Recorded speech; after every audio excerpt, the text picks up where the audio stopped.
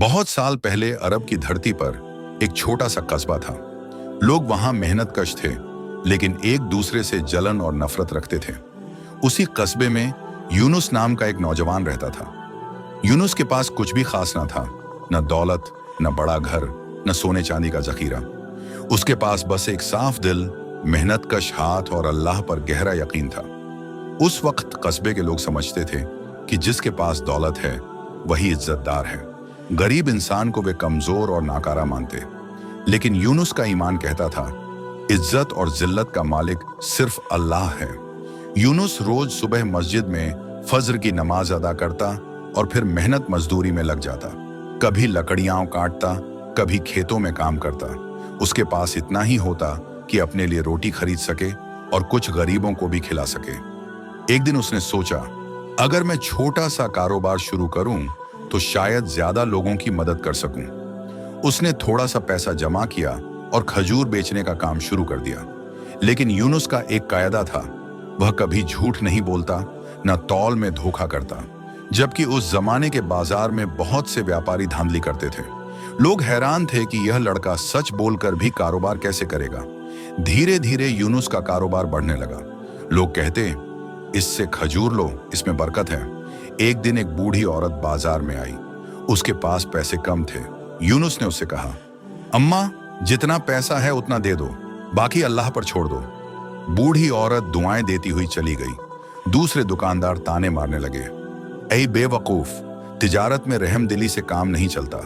यूनुस ने मुस्कुराकर जवाब दिया, तिजारत में रहमदिली से बरकत आती है। कुछ सालों बाद यूनुस का कारोबार बड़ा हो गया, लेकिन असली इम्तिहान अभी बाकी था। एक रात बहुत बड़ा तूफान आया। खजूरों के बागात तबाह हो गए। यूनुस का गोदाम भी गिर पड़ा। उसके पास सब कुछ खत्म हो गया। लोग कहने लगे, देखा, ईमान और सच्चाई से कुछ नहीं मिलता। अगर धोखा करता तो अमीर बना रहता। यूनुस ने आंसू पोंछे और अल्लाह की तरफ रुख करके कहा, ऐ मेरे रब, जो कुछ तूने दिया वही तेरा है, और जो छीन लिया वो भी तेरा है।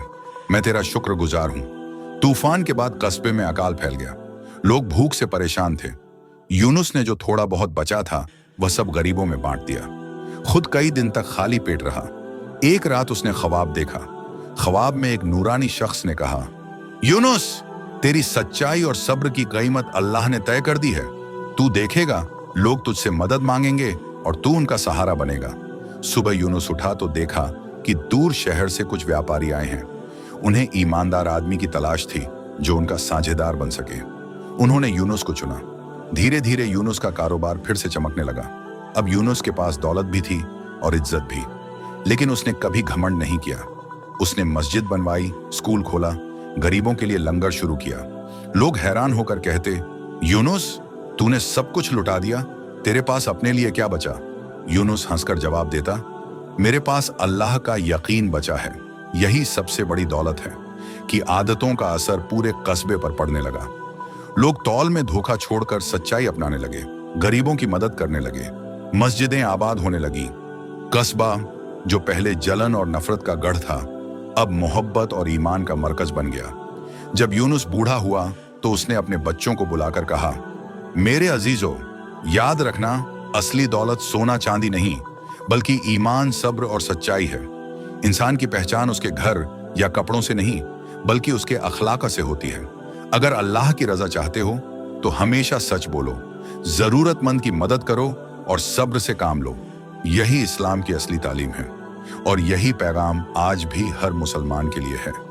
असली दौलत दिल की सफाई और अल्लाह पर भरोसा है। 1. सच्चाई और ईमानदारी कभी जया नहीं होती। 2. मुसीबतें अल्लाह की तरफ से आजमाइश होती हैं। 3.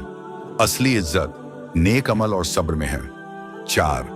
इंसान की दौलत वही है जो वह लोगों के काम लाए। दोस्तों, यदि आपको हमारी वीडियो पसंद आई हो तो हमारे चैनल अरहान स्पीक्स को लाइक, शेयर और सब्सक्राइब करना ना भूलें, ताकि हमारी सभी वीडियो आप तक पहुंच सके। अस्सलाम वालेकुम।